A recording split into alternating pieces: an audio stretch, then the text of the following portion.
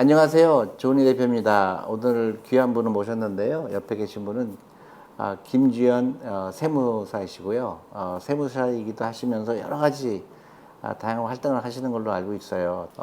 오늘은 제가 특별히 모신 이유는 많은 분들이 이제 세금에 대해서 관심이 많이 보이세요. 조금 더 또 찍어달라 그런 분들이 많아서 특히 금투세 그리고 또 자녀들에 대한 세금 상속세나 뭐 이런 거, 증여세 이런 거에 대해서 관심을 많이 가지고 계시기 때문에 오늘 그런 부분에 대해서 먼저 이야기를 나누고요. 또 여러분들 댓글 남겨주시면 또 나중에 또 그런 자리를 또 만들겠습니다. 제일 중요한 게 요새 가장 핫한 이슈죠. 금투세. 네. 어떻게 생각하세요? 저희 생각보다는 이제 정부 지난주에 이제 세법 개정안이 나오다 보니까 정부의 방향은 정해져 있는 것 같습니다. 어떤 그리고 걸로요? 금투세라는 건 이제 세법 개정안에 금투세가 폐지되는 걸로 지금 상정이 되었기 때문에 물론 여야가 합의를 해서 국회를 통과를 해야 된다라는 부분이 있지만 정부의 의지는 확고하다라고 좀 보여지는 상황입니다. 금투세를 안 하는 걸로? 네. 네. 왜냐면 금투세라는 게 먼저 설명을 드리면 일반적으로 저희가 금융상품에 투자를 했을 때 기준 금액이 주식은 5천만 원 이외에는 250만 원을 넘어가는 수익분에 대해서 20%, 25%의 세금을 매기겠다라고 하는 부분이었거든요. 이제 금투세가 처음에 법이 제정이 되고 2년 동안 연기가 되어 왔습니다. 2년 동안 연기가 되어 왔다가 결국 이번 정부에서는 세법 개정안을 통해서 금투세를 폐지하겠다라는 개정안이 올라가 있는 상황입니다. 그러니까 언제든지 또 나중 몇 년이 지나면 또 다시 하겠다고 할 수도 있고 여러 가지 네, 아무래도 이제 가능성도 있겠네요. 네, 이제 아무래도 예전에 이제 처음 이 법을 만들려고 했을 때의 이제 방식과 지금의 이 자본주의, 이 우리나라 상황이 잘 맞지 않다라는 의견이 많이 반영되지 않았나라고 생각을 합니다. 근데 어쨌든 뭐 개인 투자가 입장에서는 금투세를 안 내니까 일단은 뭐 기분 나쁠 일은 아니죠. 그렇죠. 네. 네. 좋은데 우리가 언제든지 이제 이렇게 다시 또 법이 다시 상정돼서 하겠다 할 수도 있는 거니까 네. 저는 이거 보면서 내가 느낀 거를 좀 얘기하면 너무 이제 과도하게 반응하거나 너무 아닌 또 반대이거나 하는데 그 금투세를 좀 알아야 되지 않을까.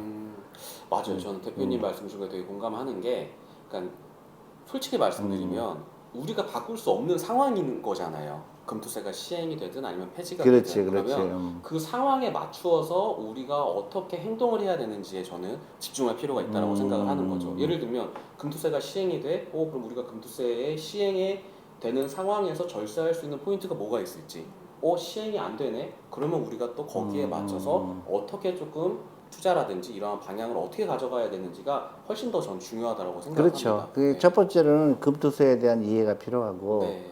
두 번째로는 이게 정말 얼마나 큰 이펙트가 있느냐 시장에 이제 그거를 좀 나눠서 생각해야 될 것 같은데 제가 알기로는 금투세가 조금 전에 말씀하신 것처럼 그러니까 그 수익이 5천만 원 네. 이상에 대한 거잖아요. 그게 결국은 미국에 따지면 캐피탈 게인스 텍스잖아요. 그죠? 네. 그러니까 내가 주식을 얼마에 사서 얼마에 팔았을 때 거기에 나온 차익이 이제 5천만 원이 넘느냐 안 넘느냐 그거 이슈잖아요. 네, 맞습니다. 근데 저는 이제 두 가지 생각하는데 이제 그것 때문에 시장이 뭐 굉장히 붕괴될 거다. 저는 이제 그렇게까지 보지 않는데 실제로 세금이 거치는 게 그렇게 큰 돈이 아닐 거라고 생각이 들거든요. 두 번째로는 어차피 내가 팔아야 되는 거잖아요. 그렇죠. 팔지 않으면 세금 낼 일이 없잖아요. 그렇죠. 그러니까요. 네. 그러니까 그런 면에서는 그 예를 들어서 내가 1,000만 원 주고 주식을 샀는데 5천만 원 됐다. 그럼 4천만 원이잖아요. 네. 그러니까 어차피 5천만 원이 넘거나 안 넘거나 안 팔면 좀 문제가 안 될 거고 미국은 캐피탈 게인스 텍스라고 그래서 장기 투자냐 단기 투자로 나눠져요. 그래서 단기 투자했을 때는 세율이 더 높고 장기 투자인 경우는 세율이 낮아지죠. 그래서 네. 그게 이제 1년 이상 갖고 있었냐 아니면 1년 미만으로 갖고 있느냐의 차이가 있고요. 또 한 가지 내가 이건 정말로 중요하다고 생각해요. 금투세를 위해서 전산을 개발해서 그 원천 징수를 한다는 거는 너무 잘못된 생각인 것 같아요. 불가능해요. 그렇죠. 왜냐하면 우리가 이자에 대해서는 원천 징수하는 건 너무 쉽죠. 1년에 한 번 뭐 하여튼 정기적으로 받는 거잖아요. 네, 맞습니다. 또 배당도 마찬가지죠. 근데 캐피탈 게인스 텍스는 내가 뭐 하루에도 거리가 수십 개 합계가 일어나고 또 어떤 건 이익을 보고 어떤 건 손해를 보고 하는데 그거를 다 전산으로 개발해서 모든 증권사가 그걸 개발해 갖고 그렇게 큰 금액이 되지 않는 거에 너무나 많은 돈을 쓰게 되면 이건 좀 이상하다. 그래서 난 실제적으로 이거는 그 연기되더라도 2년 연기된다고 해서 2년 안에 해결될 수는 없다고 생각을 해요. 또 하나의 이슈는 뭐냐면 이제 우리가 좀 고민을 해봐야 돼요. 이게 실제로 실시를 할 거냐 안 할 거냐 떠나서 예를 들어서 올해는 내가 호황이 너무 잘 돼갖고 팔아갖고 1억을 벌었어요. 그러면 이제 5천만 원에 대해서 세금 내야 되잖아요. 네. 세금 냈는데 내년에 폭락이 왔어요. 네. 그래서 다 팔았는데 마이너스 1억이 됐어요. 그럼 어떻게 되죠? 그렇죠.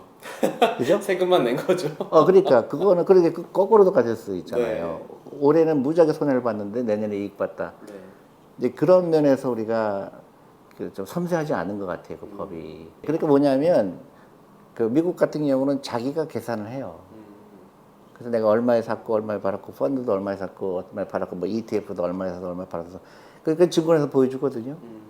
그때 내가 내는 거고 그다음에 이제 로스 캐리 포워드라고 그래서 그 내가 올해 굉장히 이익 봐서 세금을 냈는데 이제 그러면 그 10년 동안 그래서 조금씩 내가 손해 본 거에 대해서 세금에서 돈을 돌려준다든가 이제 그런 거를 장치를 해야 되고요. 네. 이제 그런 게 좀 우리가 좀 더 디테일하지 않았구나. 그러니까 찬성하는 입장이나 반대하는 입장이나 이렇게 굉장히 디테일한 게 논의가 필요하다고 생각해요. 맞습니다. 금투세 같은 경우에도 결국 찬반의 입장이 명확하게 좀 갈려 있는 상황이고, 저도 이제 기사 내용들을 보면은 처음에 이 법을 시행하려고 했을 때의 대상자보다 지금은 이제 만약에 이 법을 시행했을 때 대상자가 너무 많이 커졌다라고는 하더라고요. 그래요? 네, 이제 그러한 상황이다 보니까 정부에서도 저도 항상 대표님 말씀 주시는 것처럼 돈은 흘러서 다니는 건데 우리나라에 이렇게 금투세를 시행을 하게 되면 외국으로 자본이 많이 유출될 가능성도 있고 그렇진 않아요. 그건 너무나 단순히 생각하는 거고. 네. 근데 그것 때문에 네. 그런 세금 때문에 외국으로 빠져날 가능성은 별로 안 맞고. 아니면 외국도 캐피탈 게인스 텍스가 있기 때문에. 네. 근데 나는 이제 이 세금을 내고 안 그러니까 예를 들어 찬반하는 입장과 반대하는 입장과 이 논리가 일치되지가 않아요. 왜냐하면 감정적이에요. 예를 들어서 이걸 하지 말아야 된다 그러면 너 부자들 감세냐. 그 또 이쪽에서 그 또한 부자 감세가 아니다. 근데 그 논리 자체가 맞지가 않아요. 그러니까 이게 참 금투세라는 제도가 지금 약간 정치적으로 이게 활용이 되고 있는 주제다 보니까 그렇죠. 네. 근데 이제 나는 그래서 이걸 다른 건 모르는데 이 금투세를 보면서 그 양쪽의 논리가 다 부족하다고 생각을 해요. 그러니까 이것 때문에 그렇게 세수가 많이 거칠 것 같지도 않고. 근데 한 가지 이제 우리 투자가 입장에서 보면 금투세를 들여갈 게 아니라 오히려 장기 투자할 수가 있다. 그렇죠. 팔지 않으면 세금이 안 내잖아요. 네. 그러니까 가장 좋은 거는 장기 투자할 수 있는 기반이 된다. 그리고 금투세가 되건 안 되건 간에 큰 차이 없다. 저는 그렇게 말하고 싶어요. 근데 이제 정책 위반하는 입장에서는 원천 징수하는 건 좀 하지 말았으면 좋겠다는 생각이에요. 이렇게 막 많은 분들이 저도 대표님 강의를 많이 듣고 하다 보면 느끼는 게 결국 세금에 대한 문제들이 많이 걸려 있는 것 같아요. 그게 지금처럼 저희가 거래할 때 내는 거래세들에 대한 문제일 수도 있고 이제 수익이 발생했을 때 저희가 내야 되는 세금도 있고 또 이제 저도 그랬지만 대표님 강의를 듣고 저도 자녀 명의로 연금저축 펀드를 운영을 하고 있는 상황이다 보니까 그렇지. 네, 많은 분들이 장기 투자에 대한 필요성이나 니즈는 굉장히 많이 대표님께서 오케이, 좋아요. 인식 전환을 많이 해주셨다라고 저는 생각을 합니다.